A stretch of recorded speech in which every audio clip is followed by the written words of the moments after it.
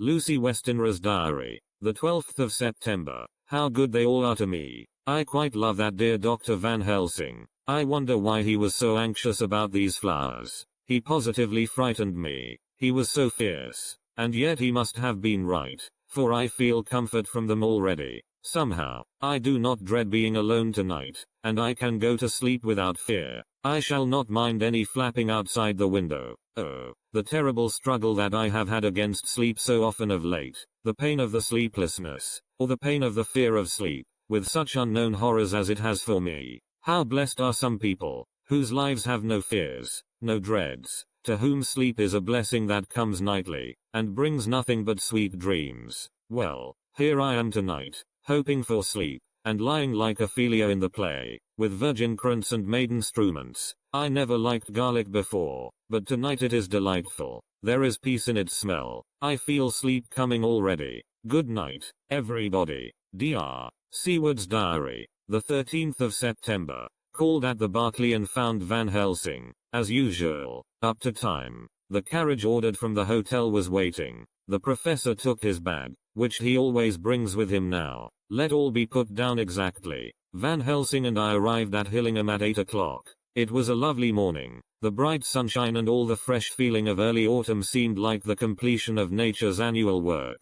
The leaves were turning to all kinds of beautiful colors, but had not yet begun to drop from the trees. When we entered we met Mrs. Westenra coming out of the morning room. She is always an early riser. She greeted us warmly and said, "You will be glad to know that Lucy is better. The dear child is still asleep." I looked into her room and saw her, but did not go in, lest I should disturb her. The professor smiled, and looked quite jubilant. He rubbed his hands together, and said, "Aha, I thought I had diagnosed the case. My treatment is working." To which she answered, "You must not take all the credit to yourself, Doctor. Lucy's state this morning is due in part to me." "How you do mean, Mom?" asked the professor. "Well, I was anxious about the dear child in the night, and went into her room. She was sleeping soundly, so soundly that even my coming did not wake her, but the room was awfully stuffy. There were a lot of those horrible, strong-smelling flowers about everywhere, and she had actually a bunch of them round her neck. I feared that the heavy odor would be too much for the dear child in her weak state, so I took them all away and opened a bit of the window to let in a little fresh air. You will be pleased with her, I am sure." She moved off into her boudoir, where she usually breakfasted early. As she had spoken, I watched the professor's face, and saw it turn ashen gray. He had been able to retain his self-command whilst the poor lady was present, for he knew her state and how mischievous a shock would be. He actually smiled on her as he held open the door for her to pass into her room. But the instant she had disappeared he pulled me, suddenly and forcibly, into the dining room and closed the door. Then, for the first time in my life, I saw Van Helsing break down. He raised his hands over his head in a sort of mute despair, and then beat his palms together in a helpless way. Finally he sat down on a chair, and putting his hands before his face, began to sob, with loud, dry sobs that seemed to come from the very racking of his heart.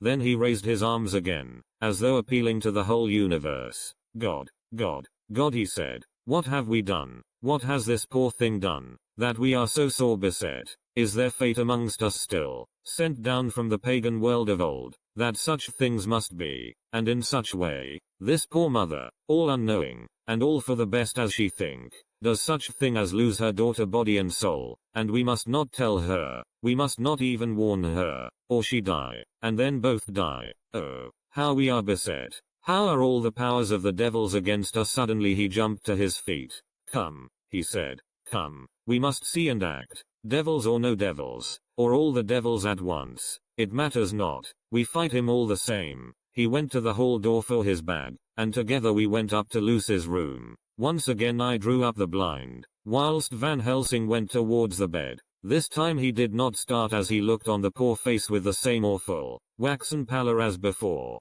He wore a look of stern sadness and infinite pity. "As I expected," he murmured, with that hissing inspiration of his which meant so much. Without a word he went and locked the door, and then began to set out on the little table the instruments for yet another operation of transfusion of blood. I had long ago recognized the necessity, and begun to take off my coat, but he stopped me with a warning hand. "No," he said, Today you must operate. I shall provide. You are weakened already. As he spoke he took off his coat and rolled up his shirt sleeve. Again the operation. Again the narcotic. Again some return of color to the ashy cheeks. And the regular breathing of healthy sleep. This time I watched whilst Van Helsing recruited himself and rested. Presently he took an opportunity of telling Mrs. Westenra that she must not remove anything from Lucy's room without consulting him, that the flowers were of medicinal value, and that the breathing of their odor was a part of the system of cure. Then he took over the care of the case himself, saying that he would watch this night and the next and would send me word when to come. After another hour Lucy waked from her sleep, fresh and bright and seemingly not much the worse for her terrible ordeal. What does it all mean? I am beginning to wonder if my long habit of life amongst the insane is beginning to tell upon my own brain. Lucy Westenra's diary. The 17th of September. 4 days and nights of peace. I am getting so strong again that I hardly know myself. It is as if I had passed through some long nightmare, and had just awakened to see the beautiful sunshine and feel the fresh air of the morning around me. I have a dim half-remembrance of long, anxious times of waiting and fearing, darkness in which there was not even the pain of hope to make present distress more poignant, and then long spells of oblivion, and the rising back to life as a diver coming up through a great press of water. Since, however, Dr. Van Helsing has been with me, all this bad dreaming seems to have passed away. The noises that used to frighten me out of my wits, the flapping against the windows, the distant voices which seemed so close to me, the harsh sounds that came from I know not where and commanded me to do I know not what, have all ceased. I go to bed now without any fear of sleep. I do not even try to keep awake. I have grown quite fond of the garlic, and a boxful arrives for me every day from Haarlem. Tonight Dr. Van Helsing is going away, as he has to be for a day in Amsterdam, but I need not be watched. I am well enough to be left alone. Thank God for mother's sake, and dear Arthur's, and for all our friends who have been so kind. I shall not even feel the change, for last night Dr. Van Helsing slept in his chair a lot of the time. I found him asleep twice when I awoke, but I did not fear to go to sleep again, although the boughs or bats or something napped almost angrily against the window panes. The Pall Mall Gazette, the 18th of September. The Escaped Wolf.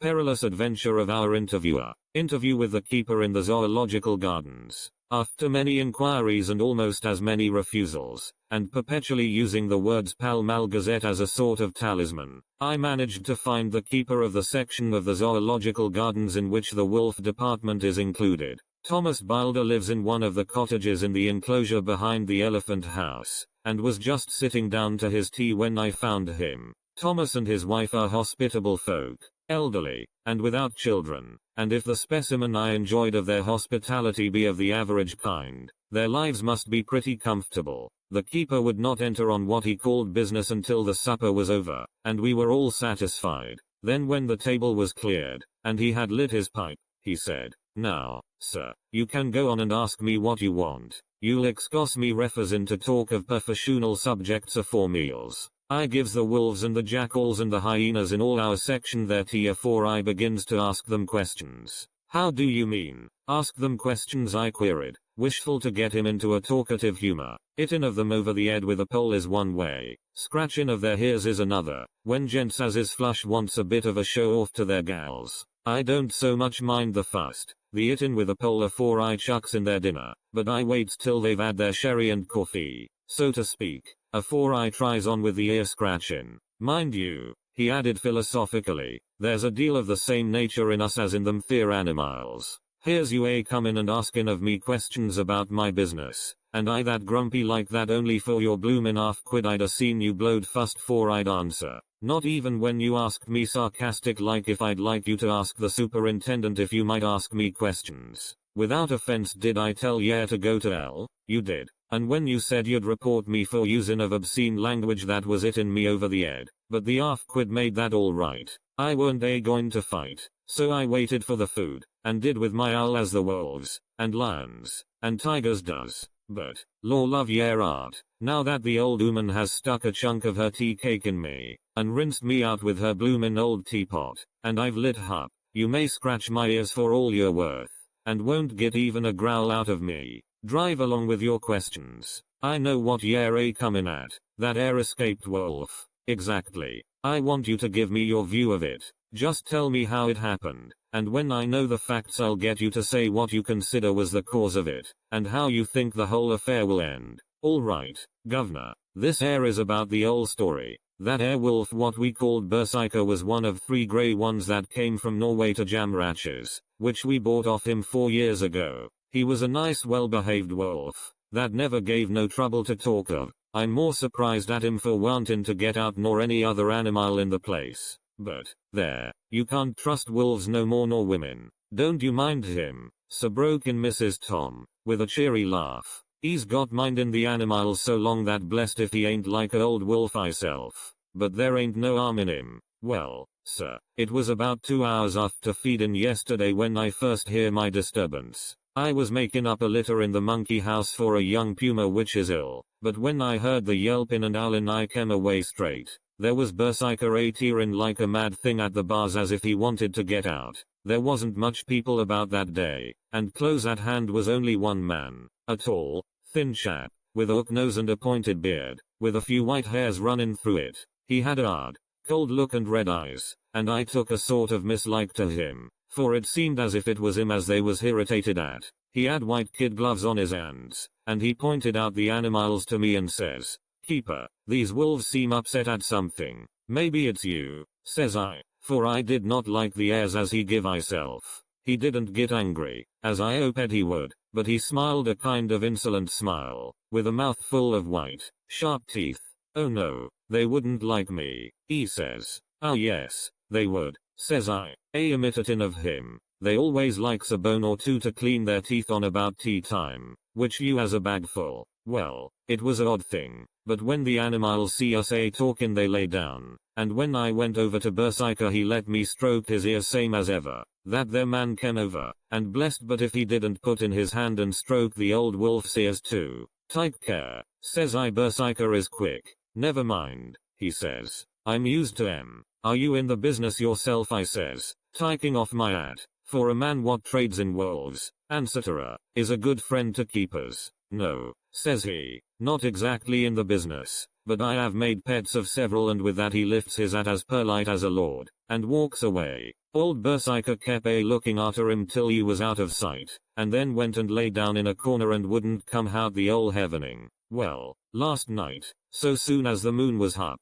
the wolves here all began howling. There warn't nothing for them to howl at. There warn't no one near, except someone that was evidently calling a dog somewheres out back of the gardings in the park road. Once or twice I went out to see that all was right, and it was, and then the howling stopped. Just before 12 o'clock I just took a look round afore turning in, and, bust me, but when I came opposite to old Berserker's cage I see the rails broken and twisted about and the cage empty. And that's all I know for certain. Did anyone else see anything? One of our gardeners was coming home about that time from Harmony, when he sees a big grey dog coming out through the guarding edges. At least, so he says, but I don't give much for it myself. For if he did he never said a word about it to his missus when he got home, and it was only after the escape of the wolf was made known, and we had been up all nighter, hunting of the park for Berserker, that he remembered seeing anything. My own belief was that the Harmony had got into his head.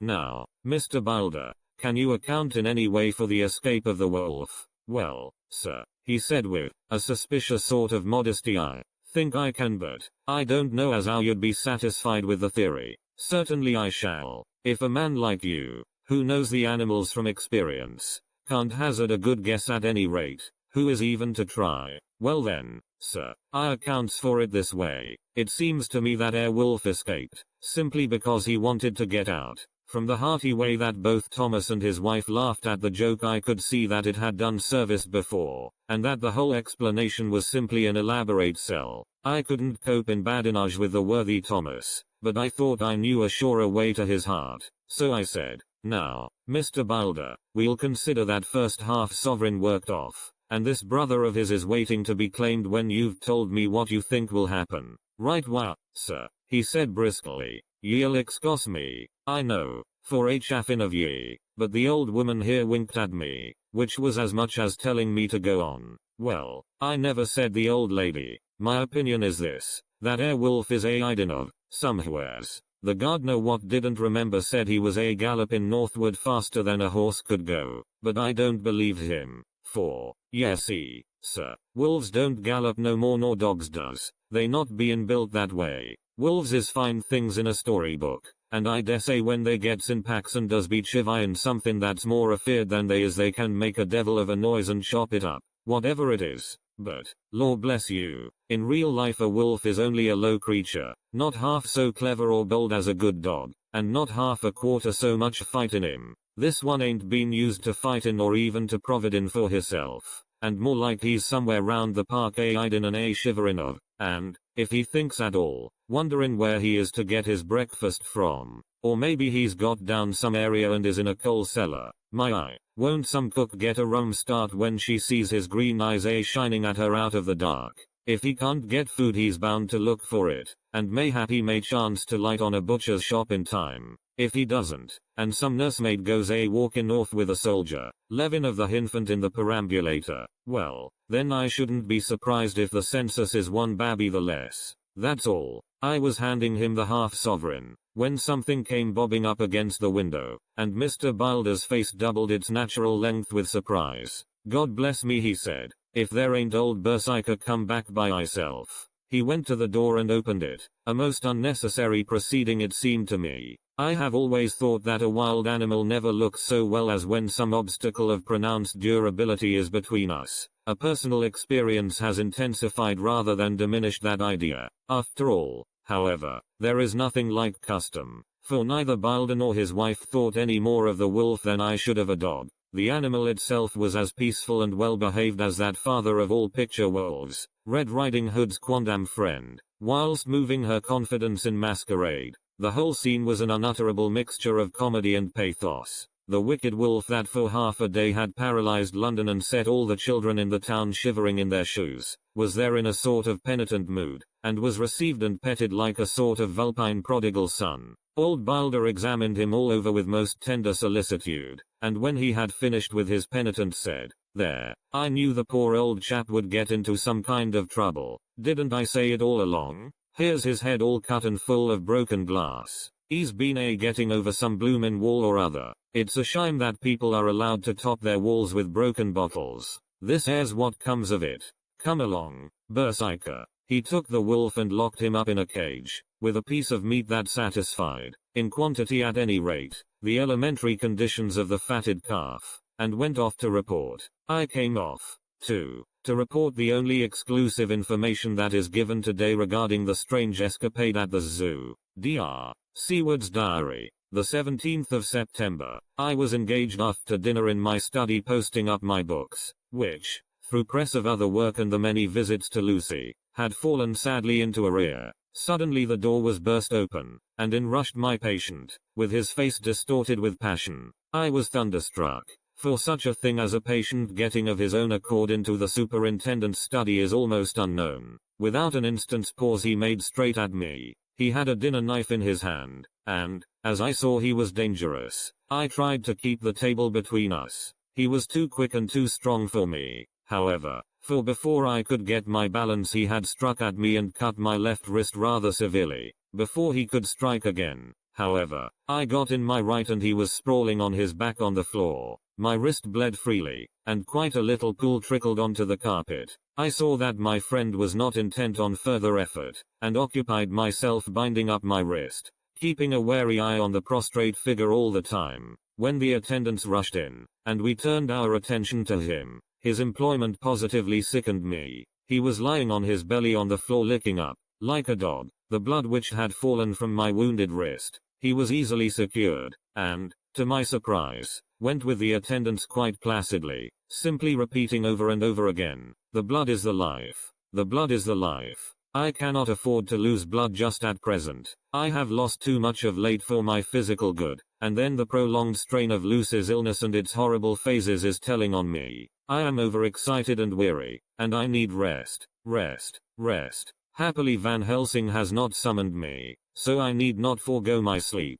Tonight I could not well do without it. Telegram. Van Helsing, Antwerp, to Seward, Carfax. Sent to Carfax, Sussex, as no county given. Delivered late by 22 hours. the 17th of September. Do not fail to be at Hillingham tonight. If not watching all the time frequently, visit and see that flowers are as placed. Very important. Do not fail. Shall be with you as soon as possible after arrival. Dr. Seward's Diary. The 18th of September. Just off for train to London. The arrival of Van Helsing's telegram filled me with dismay. A whole night lost, and I know by bitter experience what may happen in a night. Of course it is possible that all may be well, but what may have happened? Surely there is some horrible doom hanging over us that every possible accident should thwart us in all we try to do. I shall take this cylinder with me, and then I can complete my entry on Lucy's phonograph.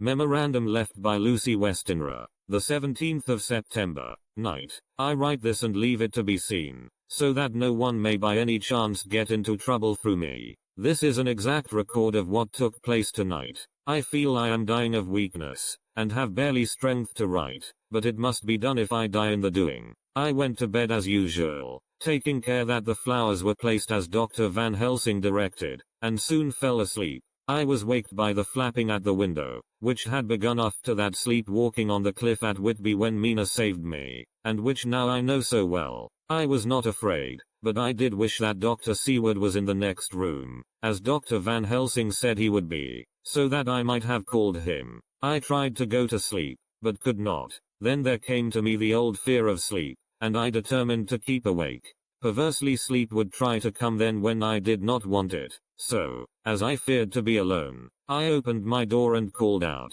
"Is there anybody there?" There was no answer. I was afraid to wake mother, and so closed my door again. Then outside in the shrubbery I heard a sort of howl like a dog's, but more fierce and deeper. I went to the window and looked out, but could see nothing, except a big bat, which had evidently been buffeting its wings against the window. So I went back to bed again, but determined not to go to sleep. Presently the door opened, and mother looked in, seeing by my moving that I was not asleep, came in, and sat by me. She said to me even more sweetly and softly than her wont, "I was uneasy about you, darling, and came in to see that you were all right. I feared she might catch cold sitting there, and asked her to come in and sleep with me. So she came into bed, and lay down beside me. She did not take off her dressing gown, for she said she would only stay a while and then go back to her own bed. As she lay there in my arms, and I in hers, the flapping and buffeting came to the window again. She was startled and a little frightened, and cried out, 'What is that?' I tried to pacify her, and at last succeeded, and she lay quiet, but I could hear her poor dear heart still beating terribly. After a while there was the low howl again out in the shrubbery, and shortly after there was a crash at the window, and a lot of broken glass was hurled on the floor. The window blind blew back with the wind that rushed in, and in the aperture of the broken panes there was the head of a great, gaunt grey wolf. Mother cried out in a fright, and struggled up into a sitting posture, and clutched wildly at anything that would help her. Amongst other things, she clutched the wreath of flowers that Dr. Van Helsing insisted on my wearing round my neck, and tore it away from me. For a second or two she sat up, pointing at the wolf, and there was a strange and horrible gurgling in her throat. Then she fell over, as if struck with lightning, and her head hit my forehead and made me dizzy for a moment or two. The room and all round seemed to spin round. I kept my eyes fixed on the window, but the wolf drew his head back, and a whole myriad of little specks seemed to come blowing in through the broken window, and wheeling and circling round like the pillar of dust that travelers describe when there is a simoon in the desert. I tried to stir, but there was some spell upon me, and dear mother's poor body, which seemed to grow cold already, for her dear heart had ceased to beat, weighed me down, and I remembered no more for a while. The time did not seem long,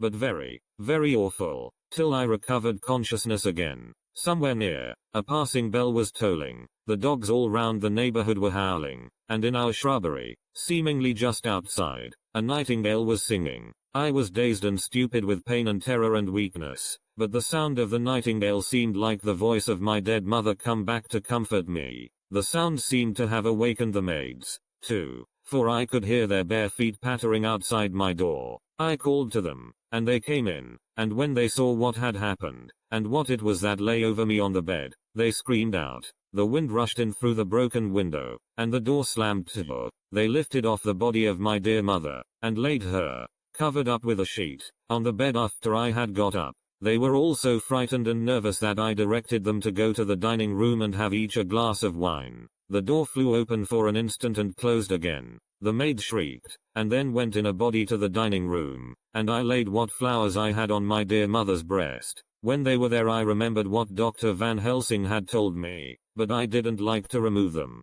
and, besides, I would have some of the servants to sit up with me now. I was surprised that the maids did not come back. I called them, but got no answer, so I went to the dining room to look for them. My heart sank when I saw what had happened. They all four lay helpless on the floor, breathing heavily. The decanter of sherry was on the table half full, but there was a queer, acrid smell about. I was suspicious, and examined the decanter. It smelt of laudanum, and looking on the sideboard, I found that the bottle which mother's doctor uses for her, did use, was empty. What am I to do? What am I to do? I am back in the room with mother. I cannot leave her, and I am alone, save for the sleeping servants, whom someone has drugged, alone with the dead. I dare not go out, for I can hear the low howl of the wolf through the broken window. The air seems full of specks, floating and circling in the draft from the window, and the lights burn blue and dim. What am I to do? God shield me from harm this night. I shall hide this paper in my breast, where they shall find it when they come to lay me out. My dear mother gone. It is time that I go too. Goodbye, dear Arthur. If I should not survive this night, God keep you, dear, and God help me.